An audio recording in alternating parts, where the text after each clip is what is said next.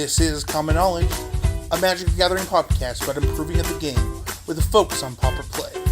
It's not about the cost, it's about the knowledge. Welcome to Common Knowledge. Here are your hosts, Brandon Clark and Lobbert. Enjoy this week's episode of Common Knowledge. What up, everybody? Welcome to episode 20 of the Common Knowledge podcast. I'm your host, Brandon Clark, and join with me on the other side of the line in internet world is the chintzy Sean the Lobbert. I don't know what that word means. Google it, plebeian. All right. I think it means like colorful and over the top, but in a tacky sort of way. Cheap, but cheap and of poor quality. Also, of, like, or decorated with chintz. I don't know what a chintz is. Yeah, well, you add a bit of chintz to this podcast. All right, I'll take that as an insult, actually. Well, you should. No, okay. Don't be insulted. Just go. Just keep going. All right, fine. Okay. What do we usually do in our intros? Talk about a sponsor or something? Usually. All right. Let's talk about our great sponsor because they're great. We love them. PureMTGO.com. Check them out for all the awesome Magic Online related stuff. You can find podcasts and articles and everything you need. And if you're interested, you can write them an article and submit it. And if you make a good article, they'll give you money for it. So do that. Thumbs up for rock and roll. Yeah. Rock and roll. Also, if you want to support the show, you can do so on patreon.com/common knowledge. The show's always going to be free, and we're always going to try to do everything we can to make the show as awesome as we possibly can for everybody. But we've got some awesome ideas lined up for sweet Patreon-like perks, things like that. You know, we want to take your Patreon dollars and make the podcast better and then give back to this awesome pauper community, right? Mm-hmm. So we've got some fun ideas. So you can do that. The other thing you can do to support us is support the rest of the CCMTG network, the Constructed Criticism podcast, limited time only podcast, both hosted by Spencer Allen. Mm-hmm. Check them out. So one announcement, Sean had a not so chintzy idea to kind of reformat the show a little bit. So why don't you walk us through what we are planning? So it kind of happened naturally this episode. We're doing the April Power Rankings the day after the last challenge comes out. And so it kind of felt redundant to do a Pauper Challenge breakdown after our Pauper Challenge breakdown of something included in our Power Rankings episode. So I think the plan is to just cut the Pauper Challenge breakdown from the end of most of our shows. They're pretty long. I never anticipated being able to speak this long on the subjects that we chose. And the goal of the show was originally an hour. So we're just going to cut that. We'll cover all of the decks during our Power Rankings episode. So basically, what Sean said, the show, we were getting a little too long-winded. We want to try to cut down on the amount of content we try to cram into a show. We think that's going to help with the flow of the show, making things, we don't have to feel like, oh no, we've been in our main topic for 35 minutes. We haven't covered everything we want to cover, but we still have to do a pauper breakdown. And then we rush through the main topic and skip over, things that could be beneficial to you, the listeners. Yeah, I don't know the last time our main topic only took 35 minutes, though. Like, I guess, yeah, they're usually longer. Mm-hmm. That, and we think that doing one big breakdown in our Power Rankings once a month, we think is actually going to add to that part of the show, too. We do these Power Rankings every month, and it's a lot of work gathering all the data. And if we're just doing this every week, it sort of diminishes the relevance of our Power Rankings show. We kind of already have an idea what the meta would look like just from all of the breakdowns we do every week. So we're and we think it'll probably be a good idea. If you guys think it's awful and terrible and you hate it, let us know, and we'll consider changing back. But Yeah, we think that going forward, this will be a good thing. Yeah, Better if you want it still, commonknowledgemtg@gmail.com. Hey, that's our email address. Mm-hmm. Wow, what a perfect segue into our next segment of the show, which is listener email story time. So this email comes to us from Harry, and he says, "Hey, Common Knowledge, one of you, I think Brandon, mentioned you have some experience with Ponza in Modern." Experience is one way to describe it, but I have dabbled in the deck. I just wondered if you had some thoughts on transferring it to Pauper. My first impressions are that it seems inferior to Mono Black land destruction. Firstly, Mono Black has creature destruction and card draw to back it up. Red Green has very little. Entourage of Trust is something, I guess. Lightning Bolt and Scred are still great. Secondly, Pauper is lacking a replacement for a red-green victory condition. The modern deck runs things like Thrun or Titans to end the game once you've ramped ahead. I'm trying Ulamog's Crusher and Greater Sandworm. They're quite expensive, though. Keep up the good podcasting, Harry. So I've actually been wanting to talk about this deck list from Conley Woods, and we didn't get a chance to talk about it last week.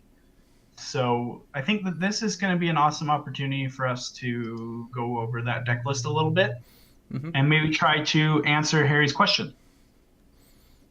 So April 18th, Conley Woods 5-0'd with this red-green Ponza land destruction deck.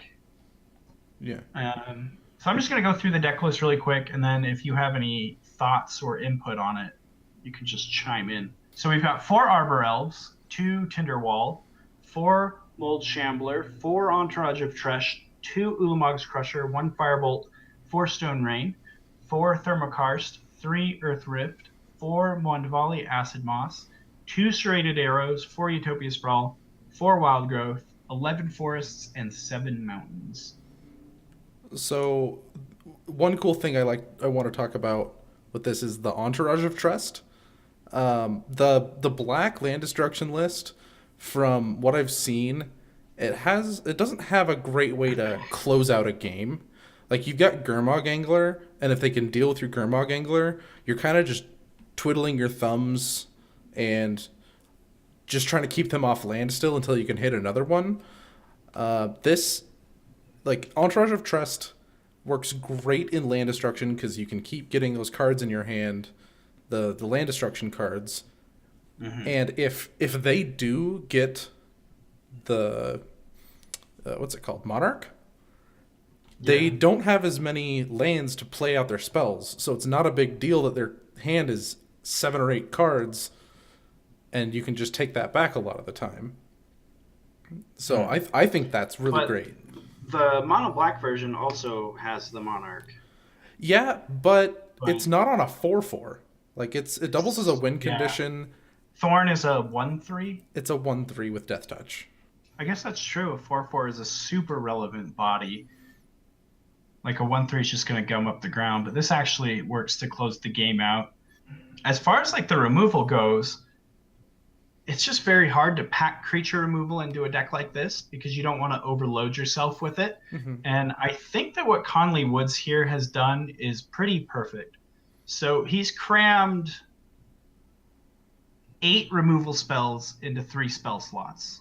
Because, right, am I wrong? Serrated Arrows has 3 things on it? Yeah.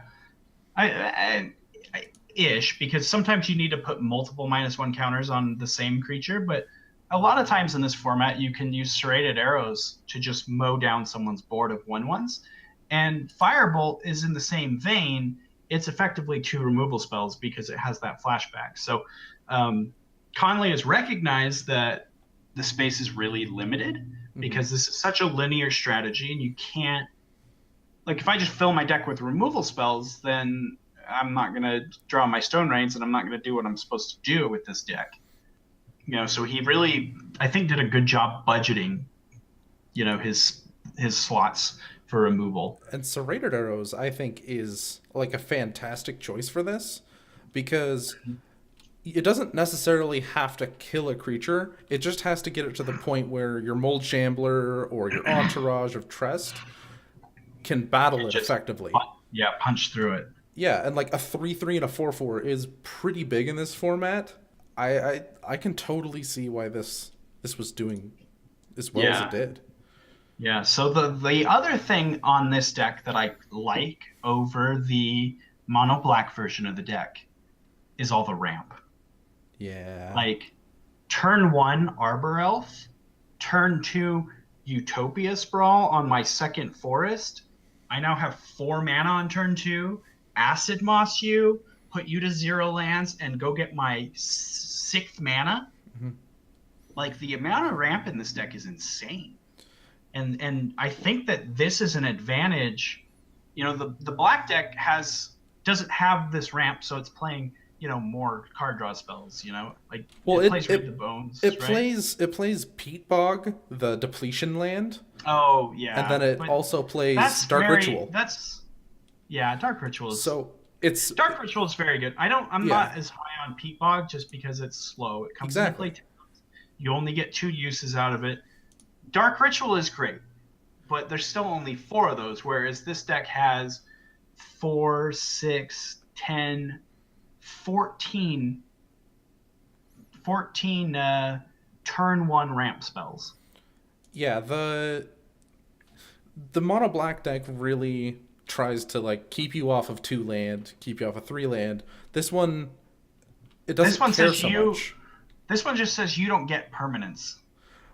Well, like there are games, I envision games where you just like, you know, kill their first land, kill their second land, kill their third land, cast an Ulamog's Crusher. Yeah, the Ulamog's Crusher really closes out the game. Like it works super great with your land destruction package, but like I'm just saying, it doesn't care so much to get that turn 1 land destruction. It has ramp, so it possibly can with like Tinderwall. Yeah, I get what you're saying. Yeah, it doesn't. Can Tinderwall? Yeah, Tinderwall can sack for 2 red, and so on turn 2 you can cast your 4-cost like Monvoli Acid Moss. Oh, I get on turn 2. Yeah, but there's no turn 1. There's no turn 1. Yeah. There's no possibility in this deck to make turn 1, but turn 2 is very easy, and that's sometimes really all you need. And it keeps going with that mana ramp. The mana ramp it has stays on the field, and it'll continue ramping you. The black it's more fleeting. Like you're gonna lose your Peat Bog. That Dark Ritual's not coming back, so it's not disadvantaged so much as. I would say it's card disadvantage. Like playing Dark Ritual to. No, I'm saying the like Wild Growth isn't.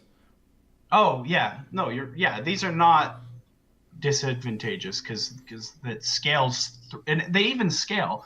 You know, this isn't a format where you need to be overly worried about someone killing your land. Mm-hmm. So you can unlike a format like Modern where there's Ghost Quarters everywhere and the new one that everyone's playing that's like a Ghost Quarter. I don't know. There's a lot of ways to kill lands, and so you've got to you can't ever just pants up all your enchantments on land. Yeah, Voltron up your forest because what if they destroy it? You know, but this one you can. Like you can throw 2 Utopia Sprawls on a forest, and then play your Ulamog's Crusher. Yeah, to get maximum value out of your Arbor Elf with almost no fear of that dying. Mm-hmm. And obviously, if your opponent plays a land destruction spell, don't do that. But yes, you can spread them out. You have that option. Yeah. I think that this deck has a lot of advantages over the mono black deck. And I think that its finishers are more powerful. And I think that you're onto something with Entourage of Trest. The fact that it's a 4/4 is huge. And the card advantage in this deck is when you get that into play and your opponent is making their second land drop of the game and you've got Entourage of Trust in play that's already drawn you an extra card, I think that game's effectively over. Yeah, the black deck only has access to, I think, the 3 land destruction spells that cost 3, and then it has to play, I think it's Befoul that costs 4, and so they have, what is that, 14 land destruction spells in their deck. The number of land destruction spells in this deck is much higher, especially if you're counting Earth Rift as 2. Oh yeah, I guess I forgot about Mold Shambler. Yeah, because you've got But 4 Acid there Boss, are 4 Thermokarst, 4 Stone Rain, 3 Earth Rift, and 4 So Mold there's- Shamblers. yeah. And then if So you there's- count Ulamog's Crusher, whew, I don't count Ulamog's Crusher. yeah. But and Mold Shambler's tough too because that costs 6 to get the kicker on it. Yeah. But so I mean, realistically, like this deck only has one more land destruction spell. I wouldn't even say, no, not even close. Mold Shambler counts. All right. I've I don't know. I just seen- feel like by the time you get to Mold Shambler, being able to kick it, like you've probably already blown up like 3 of their lands. And in that spot, I would rather just be casting Entourage of Trust or Ulamog's Crusher. Like, I don't know. I'd say if you have the advantage of they're stuck on 1 and 2 land, just keep going with that land destruction, and then play the Entourage when you kind of need to reload your hand. Okay. Yeah, that might be right. I'm kind of like in my mind thinking that I want to disrupt them on, turns 2 and 3, and I want to play Entourage of Trust like as soon as humanly possible, and start taking advantage of them being behind. So like I want to make them stumble, and then I want to use Entourage of Trust to start getting ahead while I continue to, because Entourage of Trust is going to continue to draw me more land destruction spells that I can just effectively use to protect Entourage of Trust. Yeah, and if they don't, yeah. I kind of That's sorta just how I'm realized that this seeing it, deck but- can double up on land destruction spells every once in a while, like with Stone Rain Thermokarst or something like that, pretty easily. Whereas the black land yeah. destruction deck just almost never does ever. Yeah. I think that this deck has a lot of advantages over the black deck. Not to mention, a red green sideboard is miles above any mono black sideboard. Yeah. It's just better colors for a sideboard. I want to kind of talk about a few of these cards because there's a few. So I mean, we've got our goodies here. We've got Pyroblasts. There's the 4th Earth Rift. The 3rd and 4th Serrated Arrows. Swirling Sandstorm, which is great. And then this card that I didn't even know existed until today, Granger Guildmage. So he's a 1/1 for a single green. He's a summon wizard. Because I'm not looking at Oracle text. So he says white, you can pay white, tap him to give a creature for a strike. You're not going to do that in this deck. But what this card is relevant for is its second ability, which is red and tap. Granger Guildmage deals 1 damage to target creature or player and 1 damage to you. So is this better than playing the archers that shoot flyers? Yes. Yeah. I think it's because there are enough relevant 1/1s that don't fly in this format. Yes. Delver of Secrets, before it flips, is a notable one. Okay, that's reasonable. Other than that, I would just say I maybe... feel like that's hard to snag though, because Yeah, if you're bringing it is. if you're bringing in Granger Guildmage to snag their Delver before it flips, like they're always going to flip their Delver just because the universe hates you. Well, you're bringing it in because you want to take out their Spell Stutter sprites and their Fairy Miscreants. Right, And then so when... it just also hits that. Okay, so wouldn't you just... I don't know. I guess, like, dealing 1 damage to you isn't a lot of downsides, so it's probably just better to just play the less narrow version. I've played the Scattershot Archer a bit, okay. I've played it quite often, and I can't tell you how annoying it is that it doesn't kill Delver at all, ever. Hmm. And I've had that guy Okay. out, and they just put Delver on the field, and I'm like, crap, flips, and I'm just like, crap. Like, the only time it really kills it is when you're playing something like Stompy or Elves, where you have Curian Ranger, and you can knock that out of the air by untapping it. I thought you were going to compare it to putting a longbow in your sideboard, Viridian longbow, and I think that Granger Guildmage is better than that as Yeah, well. no, I was going to compare it to the card that's almost identical to it. I didn't actually see that. I was thinking when I saw this, um, oh, what's the card? It's one in a red for a 1/1 that does the same thing, but you don't have to pay a red into it every turn. The card Hmm. is Fire Slinger. It's Yeah, it just does one to a creature or player, and one to you. So Hmm. is it what costing one more right off the bat? Really, that maybe it's that it costs Different. green to put out is the Yeah, difference. that might be the big kicker here. Hmm. I mean, well, I don't know. You have seven, 11. You have 11 red sources. And you'd need the red Because source you're, anyway to activate it, but you wouldn't need it until yeah. the turn after. I don't know. I mean, pay 2 mana now or pay 5 mana over the course of a game. But I'm you are getting the efficiency of like I can play this on turn one. It is a sideboard card, so I'm trying to think. So elves, okay, elves. That's the one that Scattershot Archer. I think that's the big difference.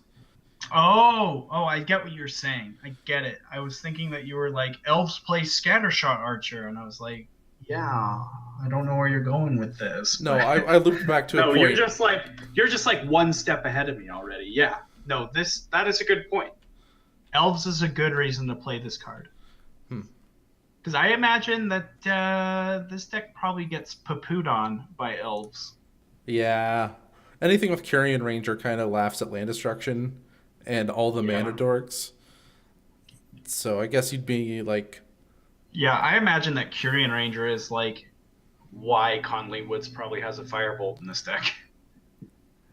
oh man, I'm just looking I at mean, what I would sideboard in against it kills some elves. other good stuff, but Like a um, swirling sandstorm, two more arrows, and three Granger Guild Mage. I think would that you would. not? Would you board in the second Firebolt too? Sure, yeah, it's elves. You just board in all your land, or you Yeah, have plenty of land that's destruction to board out. this is probably one of those matchups where you want to. I'd say you probably want to sideboard out a lot of your worst land destruction cards. Yeah, absolutely. So the question there would though be is are the 3 mana one Earth Rift is bad. I would just side out the Earth Rifts. But do you want to keep Acid Moss because it ramps you? Because I feel like sort of what is going to win you the matchup like that is if you can disrupt them enough to play a huge threat as quickly as possible, so that they just don't have room to come back from it. I would So kind of lean towards. I would definitely board out the Earth Rifts. I'd say Acid Moss is a good board out. Yeah, and you would just keep the 3 mana disruption spells.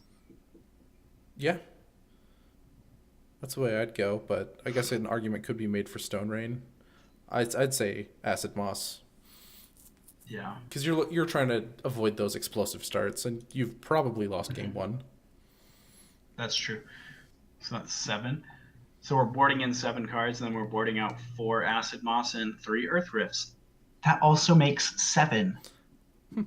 So to kind of wrap this up, we are both kind of in agreement that we think that this deck is better than the mono black version. I think the mono black deck has its strengths, but I think that this deck just being more linear and focused on blowing up people's lands and playing a really powerful threat just makes it a better deck. I think its finishers are stronger. Its removal is weaker, but its land destruction spells are also just better, and its ramp is way better. It makes up for its shortcomings in its sideboard better than the mono black deck as well. Okay, cool. Well, Harry, I hope that this all answered your questions. Yeah, I might actually try to throw this deck together and give it a run through. Looks like a blast. So what have you put together and done a run through of this week? That was a good segue. Yeah, I had to go for it. That was so good. Honestly, I haven't played any Magic this week at all. What? It's been busy. That happens. So busy, but I've kind of done a bit of research on Red Green Ponza, so.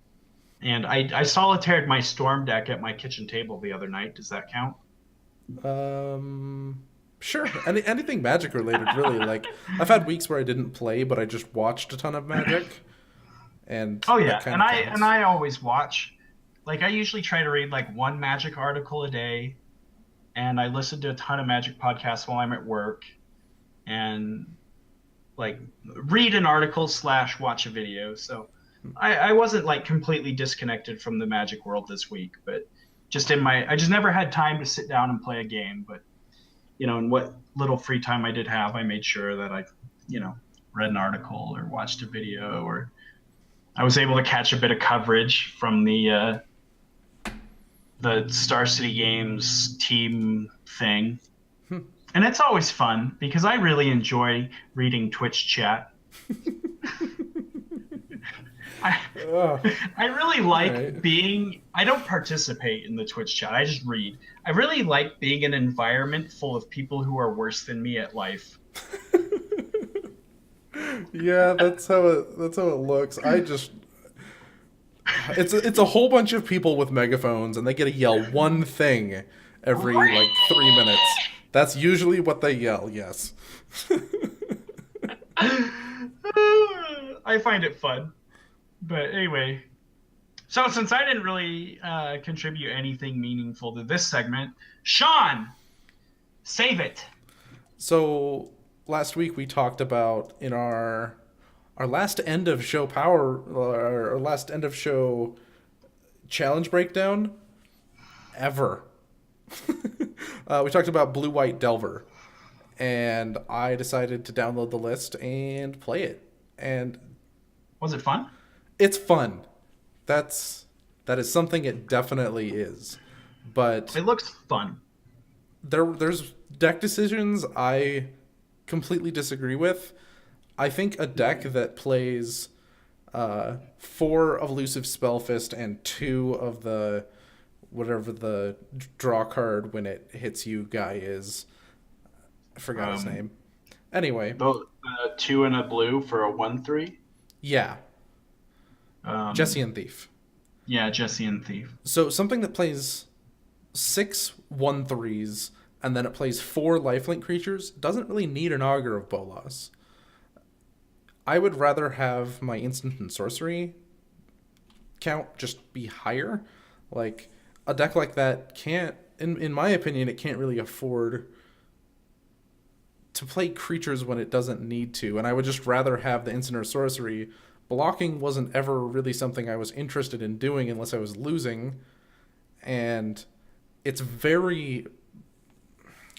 Playing 4 days and 3 gush makes it really hard to have lots of mana that you kind of need with Augur of Bolas to be able to do something and play it in the same turn. I really needed that to be a threat and then hold up my mana for something. So I have issues with it, but I've been winning lots of games with it too. It's because Delver of Secrets is OP.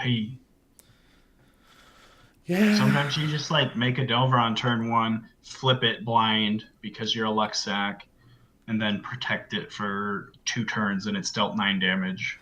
Yeah, and with Daze and stuff, I kept on okay, well, I'll go back to 1 land, Dazia. How many planes does that deck have? 1.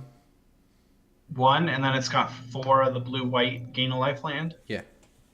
Okay. I never ran into a problem where I couldn't Daze when I needed to, except turns where I gushed on the same turn. Like, Okay. I had the islands, they just weren't in play sometimes.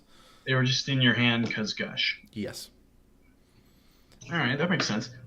It's interesting that you. So I agree with your thesis, your hypothesis, your theory, if you would, Okay. that you should play less 1/3s.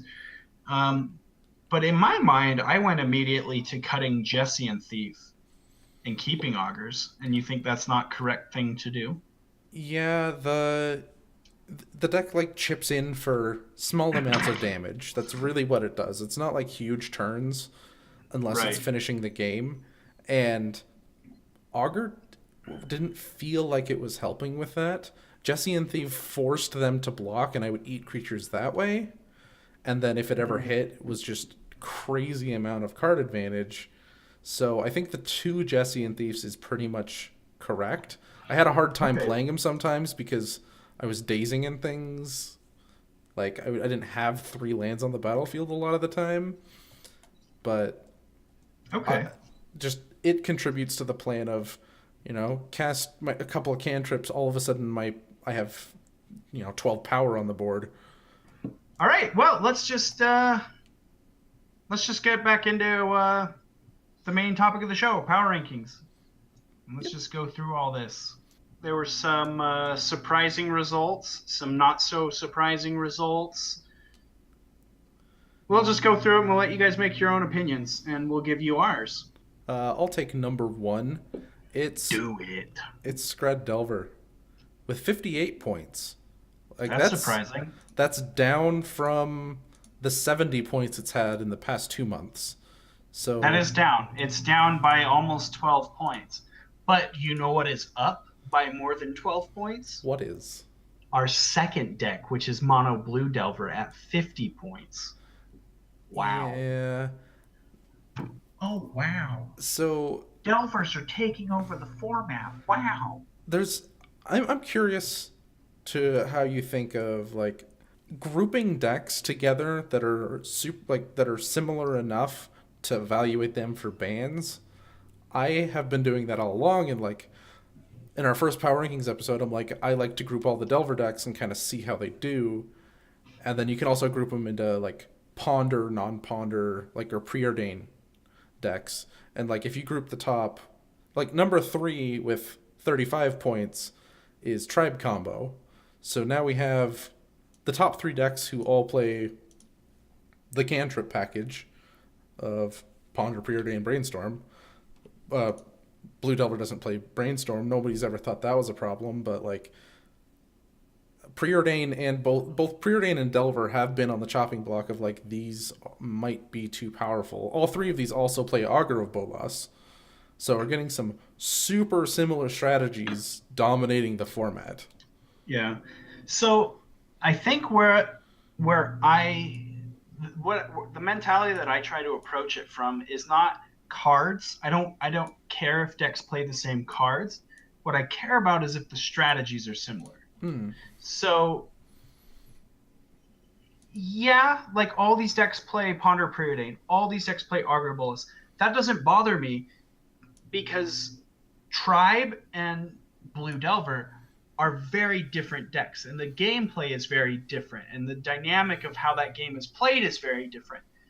Whereas Scred Delver and Blue Delver, yeah, there's some very nuanced differences, but at the end of the day, they're both tempo you out, have just way more efficient. Like, the strategies are almost the same. The decks play out very similarly, and you need to approach the matchup from a very similar mentality. And when that's 39% of the format, I think what did you say? What was your metric?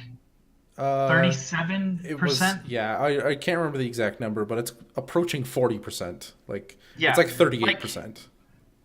Even though they're different decks, The creature package is the same. Like Delver, 30 Spellstutter. Yeah. What were you gonna say? the creature pack.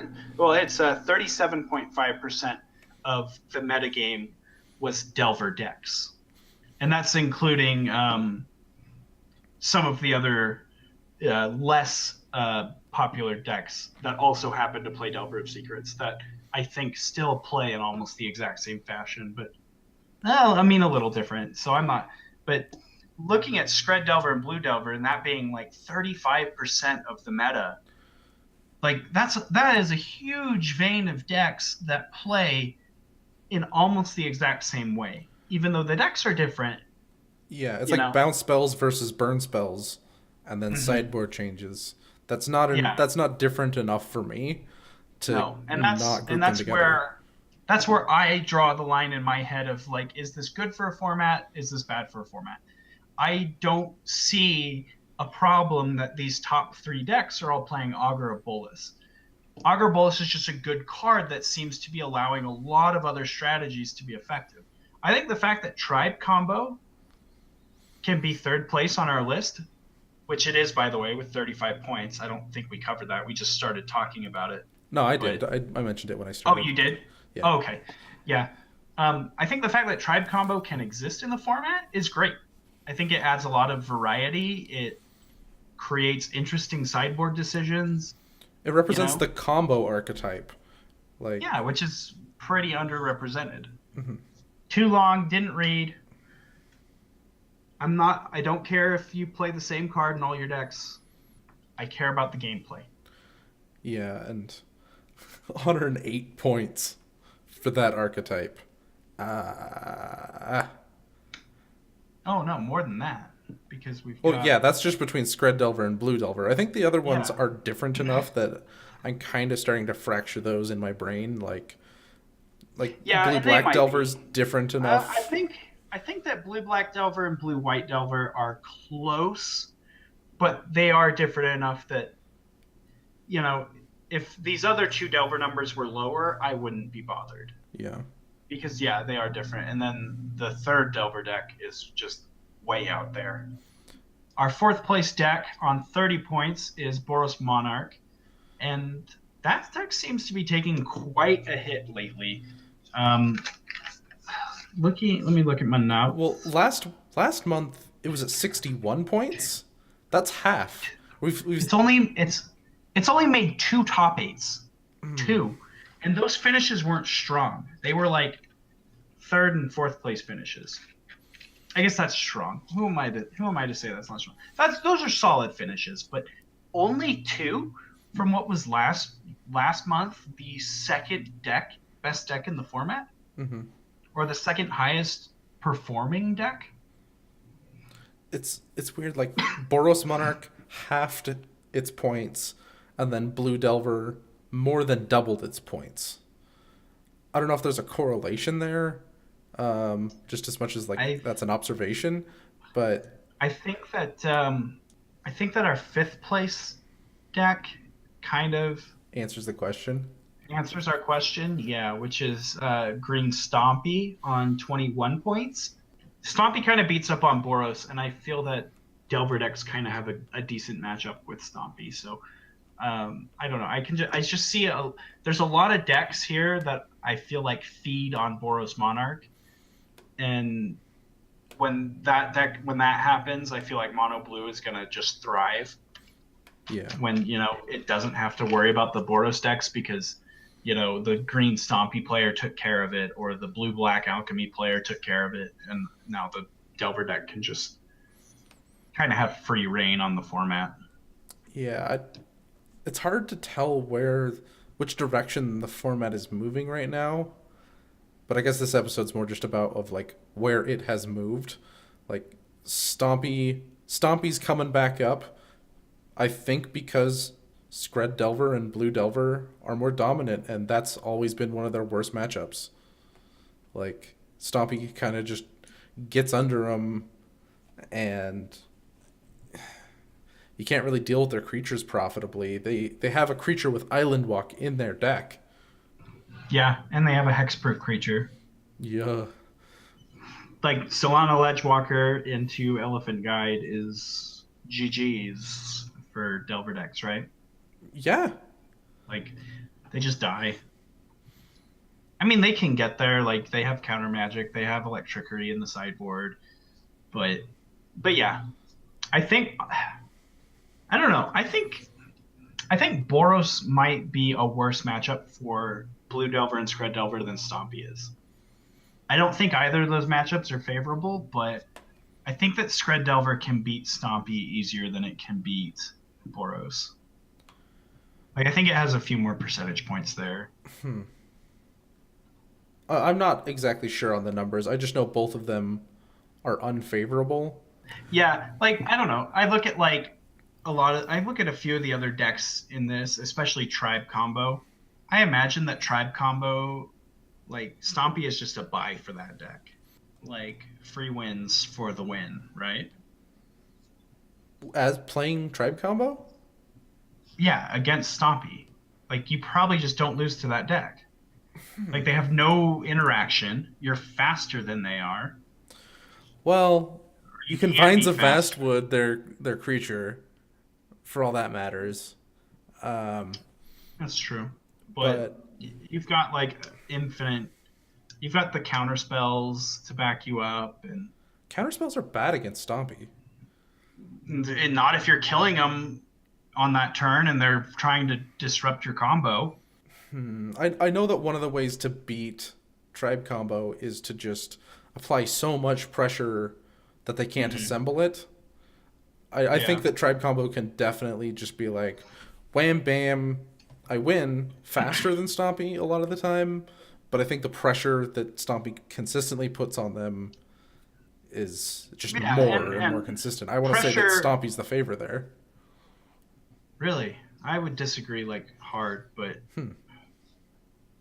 I mean, yeah, like, the secret to beating a combo deck is an even mix of disruption and pressure. Stompy has one of those things, pressure. But they have very little disruption and very few ways to actually interact. And if you just know going into the matchup that game one, all I have to worry about is Vines of the Vastwood, you can set your turn up for that, and it's not hard to play around a Vines of the Vastwood. Game two, you know that I need to play around Epic Confrontation and Vines of the Vastwood. Again, two very easy cards to play around. And yeah, I think that, like, Tribe Combo is, I'd say, like a turn 4 deck. Stompy is also like a turn 4 deck. So it could also just be, like, I don't know, die roll dependent. I don't know, maybe is Stompy like a 4.5 or 5 turn 5 deck? No, I want to say it's a turn 4 deck. I really do. Yeah, it wins on turn 4 quite a lot. So I think that as far as speed goes, they're very quick. I just know I don't know. that Tribe can end up being inconsistent more often than Stompy, and I think that adds the percentage points in the favor of Stompy. Yeah, you might be right about that. Oh, that's hard. I don't know. After this show, let's play some Stompy versus Tribe. Yeah, it actually might be a lot closer than you are saying it, than I am saying it is. I think. Yeah, I don't know anymore. Huh. Anyway. I still think Tribe is favored, but I think it's closer than... I think it's closer than I did 3 minutes ago. Yeah, we're not sure on that one. If you have some good data or play one of those decks religiously, Someone please write smarter in than us. and let us know some of the matchups you know about, especially that one. So our 6th place deck on 19 points is Blue, Black, Alchemy. I feel like this deck is just ever present. And I don't know if it's like format warping at all. No, and I think that it's always just going to be at the middle of the pack. You know? Yeah. Maybe we'll have a week where it climbs up into the 3rd or 4th place spot, but it's always going to be hovering between, spots 4, 5, and 6. It's a good deck. It's very powerful. It can just get run over by stuff sometimes. Like, you just draw the wrong half of your deck at the wrong time. I didn't draw a disfigure when I needed to, and they just ran me over. Could we see Alchemy get less popular if Stompy becomes more popular? I know that they kind of rely on edict effects, and Stompy just poo-poos on those. Yeah, it just has Young Wolf and what's it called? Nest Invader. Nest Invader and Burning Tree Emissary that comes with Buddy. Yeah. They just go so wide, and they have so many redundant creatures that you're never going to kill what you want to kill with an Edict effect. But I don't know. Sometimes like all you need to do is just get an extra body off the board to give you an extra turn, which an Edict is fine for unless it's a young wolf. But yeah, overall, I think that if the more popular Stompy gets, the worse Blue Black Alchemy gets. I mean, they have switched gears to have that more creature-y package, like more anglers and augur of bolas, and that's like big walls in terms of Stompy. I think that Augur of Bolas is probably what has bridged this deck from where it was to where it is now. Like I think that before Augur of Bolas, this deck could not have existed in this current meta. Yeah. I think that Augur of Bolas, drawing them and getting them deeper into their deck, getting him that next answer, and providing a efficient blocker is really what helps bridge this deck into the late game and helps them to not just get run over by the speed of this format. And I'm going to transition into this number 7. We have 18 points. It's Marasatron. It used to be that no other control deck can really exist because Marasatron just does bigger things, and it just has that inevitability. But Alchemy, by 1 point, has surpassed Marasatron, and so Tron, let's see if it's going up or down. It's exactly the same place it's been last month. It was in the exact same place, and the month before that, it was more popular. So it's getting less popular, and I think that, again, that is both of the Delver decks just getting under it is the problem. Yeah. I'm going to go backwards a little bit. Yeah.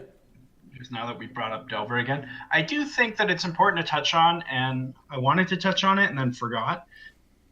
But Blue Delver, it did see a little bit more play, but it also posted the highest results of any Delver deck. Scred Delver had very few top 8 finishes this last month. It had 1, 2, 3, 4, 5. Scred Delver had 5 top 8 finishes, and the rest are top 32 finishes. Scred Delver was just the most represented deck by a wide margin, and Blue Delver had 1, 2, 3, 4, 5, 6, 7, 8 top 8 finishes, which is, I think, what catapulted it up into second place. So less decks, but better finishes. Less decks, better finishes. Scred had some pretty mediocre finishes, but it was the most represented deck by a lot. Huh.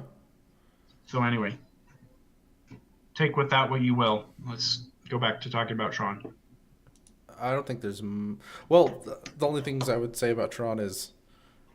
right now, it's kind of using fog effects as a crutch.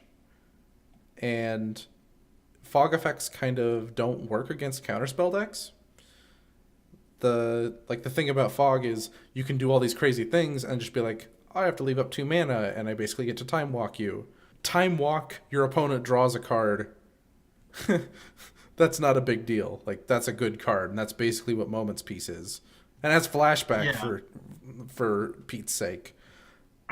Yeah, and the fogs, that just goes back to like why fogs are you can get blown out when you're trying to rely on it.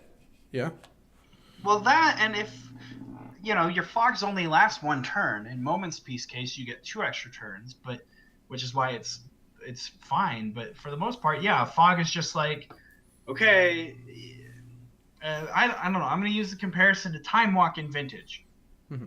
If you've ever cast a Time Walk, if all you're doing is like, oh, I'm going to play my land and my Mox, and I'm going to cast Time Walk, and you just cast a 2-mana cantrip. Like, that's all you did. And, like, Where Time Walk gets its stupid powerful is when you're like, I went off with Monastery Mentor and then I cast Time Walk. Brrr! And Fog or Moments Peace is similar. It's like, okay, I need Moments Peace to not die here so that next turn I can play my next land and then go off with Mnemonic Wall or do something crazy with Muldrift or And if you can't capitalize on your Moments Peace, you just played a 2-mana cantrip. So if I were to try to predict the future, I think Stompy pulling it in one direction of trying to play more Fogs, and then 2 Delver lists pulling it in the other direction to play less Fogs is kind of going to tear this deck in half. Like I'm You're not sure. You're tearing me apart, Lisa. Oh, hi, Mark. Yeah, I think that you're probably spot on. But should we? Blue Black Alchemy kind of doesn't have that problem. But yeah, move on. Blue Black Alchemy has better tools. So 10 points in 8th place. We have Boggles, and I'm down from 17 points last month. Yeah, I'm a little confused about that. I don't know. I think that Boggles is really powerful, and I think that people in Pauper play what they want to play, and I think that Pauper is the only Delver format outside of Legacy. And so the fact that this format's accessible is there's probably a lot of players that want to just play with their Delvers. You know? And I don't think a lot of people are going to play with their Boggles because people don't think that's fun. So I'm kind of off of that mentality after playing the Boggles deck a little bit. So like week before last, I played the Boggles deck quite a bit for like a week. And yeah. We did play it in our match last week against each other, and you had some really bad draws. That's kind of draw dependent, but you were playing Delver. Back to the top couple decks, right? Like we keep coming back to them, but Boggles needs to land a threat, and then they need to put an enchantment on it, right? Or several enchantments, or it's not really going to erase all of the Delvers. So a lot of what happened was I play a Boggle, try to play an enchantment, enchantment gets countered. That was kind of my plan. I need to draw another enchantment now, and then you can get locked out of the game really quickly. So I think it's just that it's hard to get those enchantments with lots of counterspells running around to stick, and then you're just left with 1/1s. That makes sense. And then in games 2 and 3, these counterspell decks can clean up 1/1s pretty easily. Yeah. Like, they just either block them or fly over them. Like, you have to... Okay. It's like race or nothing. And, So maybe if Delver decks were less prevalent, Boggles would be higher on this list? Yeah, I think so, actually. Okay. Interesting. 9th place on 9 points is Red Deck Wins. So this deck had 1 top 8 finish, and then a couple of top 32 finishes. No, it had 2 top 8 finishes. So it had a top 4 finish, a top 8 finish, and then 1 top 32 finish. So, and this is just the bunch of tiny little red creatures, go wide, get you dead real fast deck. Yeah, I don't know what to say about Red Deck Wins. Like, it's getting more popular, that's for sure. Last month, it didn't have any points, or it was below the threshold that we even talked about it. And then the month before that, it was in the 2 to 4 point range. So more popular, curiously, right? Yeah, and I'm wondering if, I don't know, this might be a deck that can also just go under a Delver deck. Like if the Delver has a slow start, they don't make a turn 1 Delver or something, or they don't flip their Delver for a turn. Like this deck can go wide enough and fast enough that maybe Lightning Bolts and Screds. I don't know. I don't know. I can't actually imagine a deck that has Augur Bolus in it getting run over by a deck full of little derpy ground creatures. They do have lightning Like, bolt in their deck, and a lot of them maybe chain yeah, lightning. that's true. Like That's true. Okay. the race gets way more winnable when Yeah. you're hitting When the you can, delvers, when you're hitting those augers. that's true. Yeah, I don't know. Maybe this deck might have a good matchup. All right. 10th place, we've got 3 decks with a tie at 8 points: Elves, Burn, and Delver Mill. Another delver deck. Yeah, I think that this deck is okay though. It's a very different deck. It's a very weird deck. It just know that happens to be like playing Delver of this Secrets because deck. it's too good, right? Right. It's a Jace's Erasure deck that they were just like, we can just play Delver because that card's great. I've gotten a fair bit of practice, and I do want to say that it's a Delver deck because of the transformative sideboard.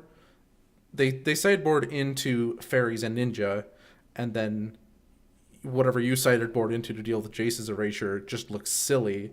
And then game 3, you're just like, what do I do? And it's a dice roll between what you sideboard against and what you play against. Unless you're playing like Pyroblasts, then it just doesn't matter.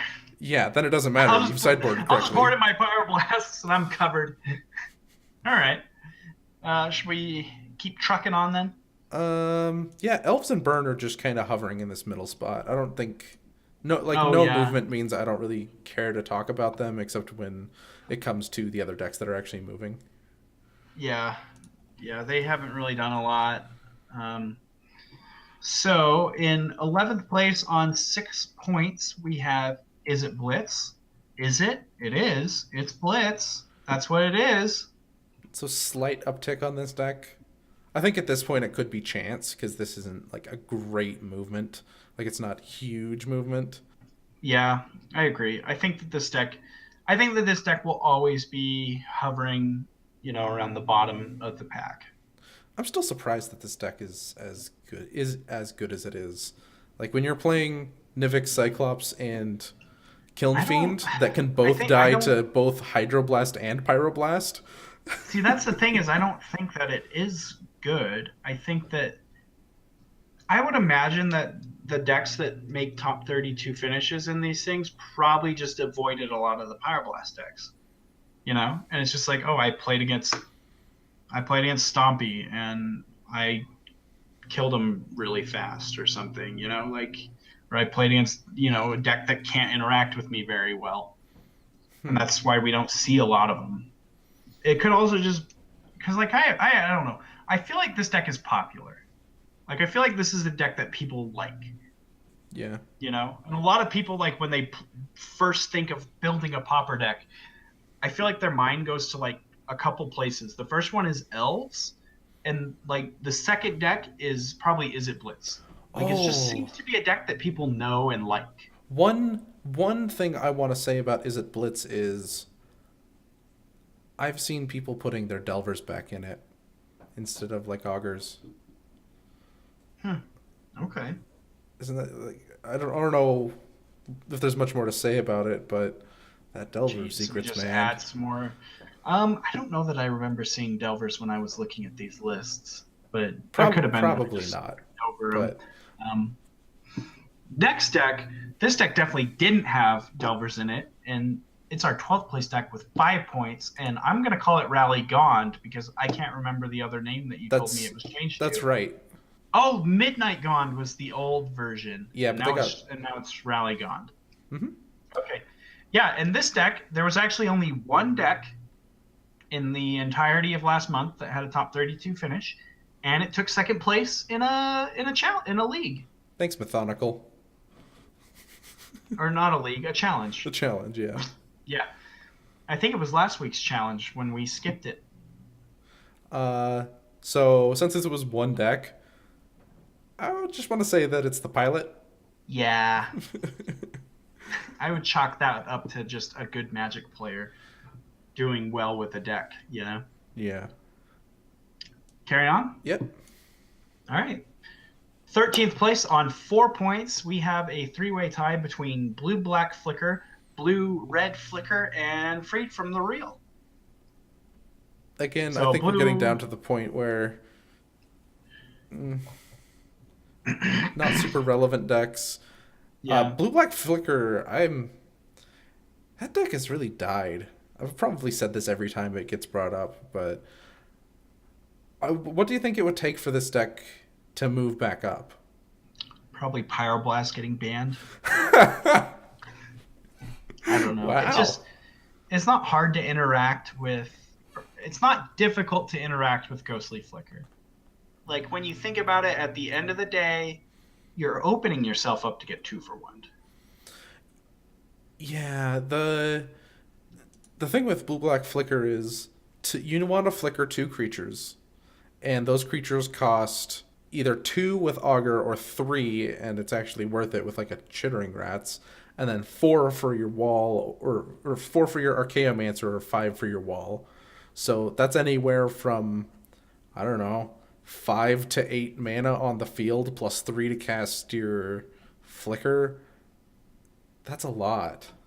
It does have the secondary win con of just like beat you down with like Mole Drifters and Chittering Rats, but that's really weak. I think that like the Mole Drifter Chittering Rats just sort of tempo you out combo is probably the most powerful thing this deck does. I think it just suffers from not closing the door quick enough. Yeah, I think so. The one thing I will say about blue-black Flicker is it is the second and last Pauper deck that I built on my main account, and I regret it. Yeah, I remember you talking about it like, how do people win with this? And I was just like, I don't know either, but I hate to face it. That was the problem. It was like I would play against it and just get smushed. And I'm just like, ah! So then I'm just like, well, you can't beat him, join him. So I built it. And then I just kept getting smushed. And I was like, this deck is a pile. And I don't think the blue-red version of the deck is any different. Well, yeah, the deck before that you built was blue-black Teachings? Yeah, Teachings. Yeah. See, that's how long I haven't played Pauper on my main account, because I just use the podcast's shared site, because it has all the decks I could ever want to play. And I just like stopped investing into Pauper on my own account. But so the last time I played Pauper on my account was when blue-black Mystical Teachings was the deck. Like I don't even own Forbidden Alchemies on my other account. They're like free, bro. Bro. I also don't log into my other account very much unless I want to play Storm. So let's move on to. We didn't cover blue-red Flicker, right? I mean, we covered blue-black Flicker. They're very similar. Yeah. Except for like they've traded out their black spells for red spells. That's pretty much it. Yeah, and then Freed from the Real is just Freed from the Real. I think the blue-black and blue-red Flicker are both just a little bit too cute. Freed from the Real. Which version was this? Was this the Walls version? Or the... No, it was probably the Animate Land version. Yes. Yeah, it was. Still, I think that's like... It top-aided... Like, there was one of these decks, right? It has 4 points. I think it top-aided. Yes. Yes, Queen. Yeah, it had a top 4 finish. Queen. And then we've got in 14th place 3 points with blue-red pieces. I think that falls into the same kind of bucket as the Flicker decks. Yeah, and I mean, it plays Ghostly Flicker. The only difference there is it has pieces of the puzzle and the Crash of Horns. Yeah, and I think that it's just demonstrating why get your card advantage from 3-cost spells when you could do it with 1-cost spells like a real Delver deck. Like, your matchup against Delver is going to be bad. Your matchup against very, very quick decks is going to be worse. Then we've got all of our 2 points. Did you want to speak to that at all? Yeah, we'll just read over them. So our very last 15th place, all tied with 2 points. We've got Grixis Control, White-Red Rally, White-Black Pestilence, Blue-Black Brazil. Ponytail. Ponytail. Brazil. Capoeira. So it's not dancing. Cover the rest of the decks and we'll come back to Brazil. Blue-green Death Touch, black Land Destruction, blue-black Delver, and blue-white Delver. We pretty much talked about the blue-black decks. We talked a bunch about Land Destruction. Let's talk about Rusty! Put it! I don't actually have this list in front of me. Do I make you poop your pants, Sean? Ponytail. Gosh. It's a super weird deck. I think that there were like 0 creatures in it. It played Consult the Necrosages, which is a card I'd never heard of until today. And Grim Harvest were some of the notable cards. Well, it's got to play creatures if it's playing Grim Harvest. Yeah, you're right. It had very few creatures, though. Like, it had Moldra. I don't know. I need to stop talking. I just am making myself look dumb. Consult. How do I find this deck? What was it? Consult the Console? I don't remember what it's called. Consult the Necrosages. Consult the Necrosages is blue and a black and a generic, so 3. And it has choose 1, draw 2 cards, or target opponent discards 2 cards. So Mind Rot and Divination, you get to choose 1. Isn't that just weak? Like, both of those are bad cards. Why do you have the option of playing 2 bad cards for a more constraining mana cost? I would have never chose to do that. So I found the deck list. It's got running 10 creatures, 4 Crypt Rats, 4 Moldrifter, and 2 Fume Spitters. So I'm guessing that the plan is just play Crypt Rats and wipe the board over and over. Just kind of prey on the format not being able to deal with lots and lots of board wipes. Because, we're not used to dealing with lots and lots of board wipes. It's got 4 Chainer's Edict, 3 Consult the Necrosages, 3 Deep Analysis. That's a lot of Deep Analysis. 4 Innocent Blood, 2 Raven's Crime. Oh, this looks like a really greedy list. And then we've got 4 Diabolic Edict, Disfigure, 1 Grim Harvest, 1 Snuff Out, and a Pristine Talisman. And then 3 Pristine Talisman. 3 Pristine Talisman. That's my favorite part about this deck. Pristine Talisman is good. So it's playing 4 Diabolic Edict, 4 Innocent Blood, and 4... did I say Chainer's Edict? Yeah, Chainer's, Diabolic, and Innocent Blood. That's 12 sacrifice spells. I don't think this is going to get very much momentum ever. Because, Stompy and Elves, doesn't that just have to be a bad matchup? I guess... Yeah, this deck just looks like hella derpy. Crypt Rats definitely would deal with Elves handedly? Yeah. I don't know, though. I don't know. I don't know about this. It's interesting, and it gave me an opportunity. It gave us an opportunity to quote Bob's Burgers on the show. The reason we're calling it Brazil is because the only other place I've ever seen this deck is on YouTube. I'm assuming that Making Smart Plays is that same guy. It's like the way I look for new Pauper content a lot of the time is I just go to YouTube, I type in Pauper MTG, and then I sort by most recent uploads, and there's always this Brazilian, I assume it's Brazilian, I think that's what people have called it. I don't know really anything about it, so feel free to write in and tell me what's going on there, but he was playing this deck recently, so I'm guessing it's him unless he's just copying. The language he was speaking? What are you... No, obviously it would be Spanish, right? Yeah. But I just know that people call him Brazilian. I think I've seen that. I could be making that up, so my apologies if I'm not right. Do you think he knows capoeira? Could probably beat up Bob, yeah. Anyway, super interesting list. I still don't know about Consult the Necrosages. Yeah, I don't know that this is a deck that I would ever have the guts to pick up and play.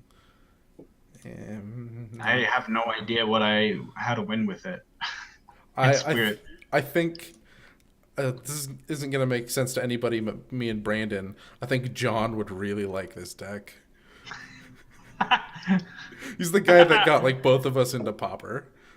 Yeah, and now he doesn't play Magic like at all. Yeah. I want his Gaia's Cradle though. What are those at? I know I sold it to him for like $100.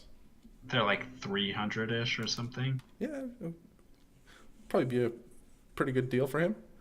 Oh, I'm not gonna buy it from him. Oh, you just want it?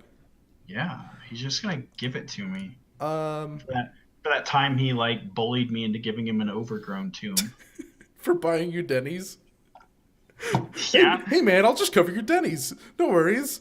I got it. Are you sure, man? No, I treat my friends. Well, thanks, John.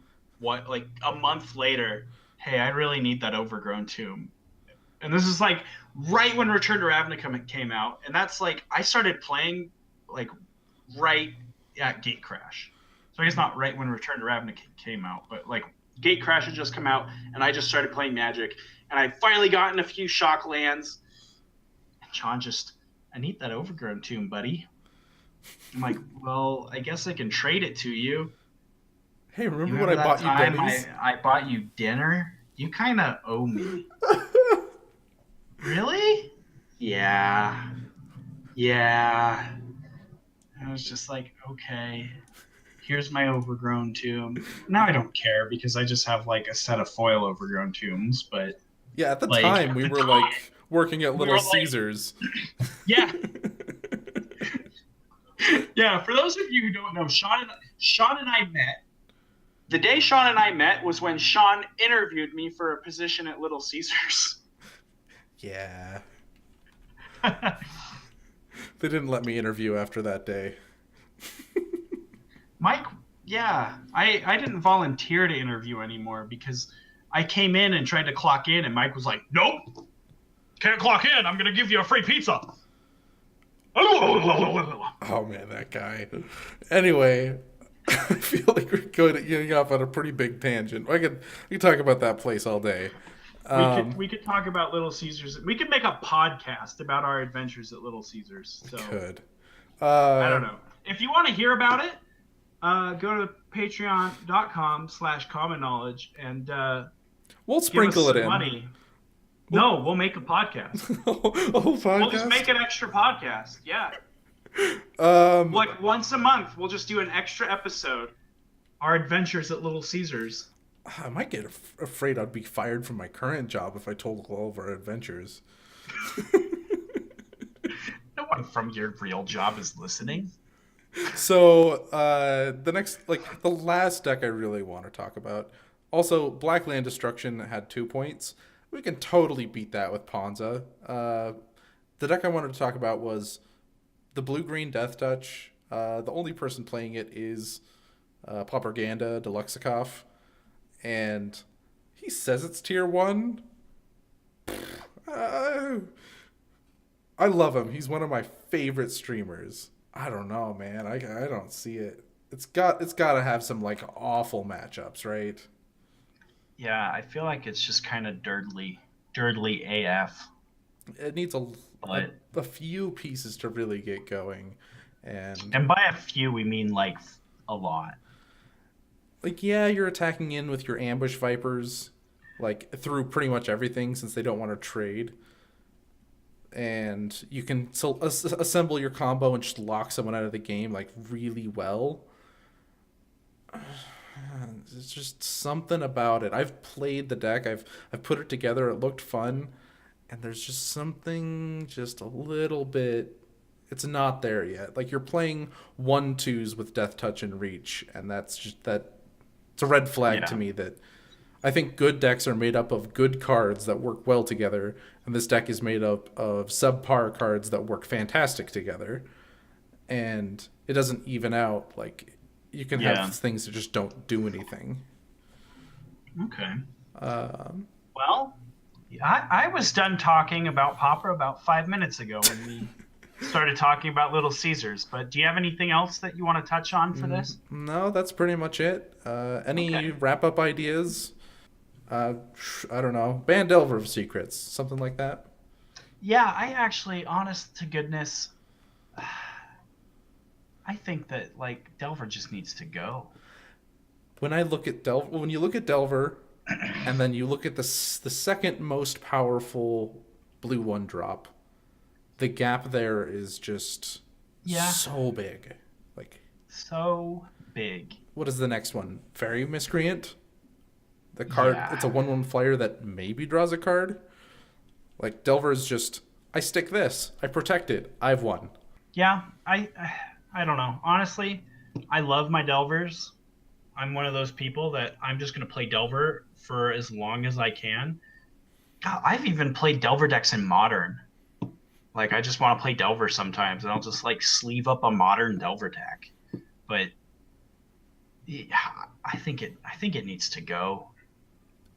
I really don't like advocating for banning like cards that create an archetype. Like we get rid of Delver, we've lost an entire archetype. But I mean, I just think about the amount that that one creature is prohibiting in the format, and I just think that we're probably better off without it. I'm kind of there too, but I love seeing Delver. I just I don't want to let it go. I keep thinking like, no, if we ban this, I don't want to see Ponder or Preordain go away like that. That would hurt me more. Right, I don't want to see one of those cantrips go because they enable a variety of powerful blue strategies. I don't want to see Augur or Bolus go because he's great and he'll fit into every blue deck that can play him, but he makes all these other blue strategies viable. Mm-hmm. Like look at where Tribe was before, Augur got into the format. That deck wasn't a thing. Yeah, Tribe was way like it was a deck. I saw people play it beforehand, but it was so far below like it played Delver of Secrets before, and it was so far below what's it called? Is it Blitz? That it wasn't even funny. It's like just play Is It Blitz if you're trying to like OTK somebody. Right, and you know how we feel about Is It Blitz, so yeah, and that then should paint an idea of where that deck actually was.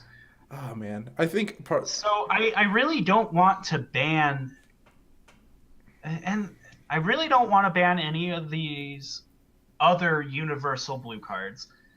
I don't think that Gush needs to be banned. No. Even though that card is freaking absurd. I just think that like we just need to ban Delver because these decks are problematic, I think. Mm-hmm. I feel like they restrict a lot of the format. Yeah, when I go to build a deck and I'm just like, I don't think I can cast a spell because it's gonna get countered.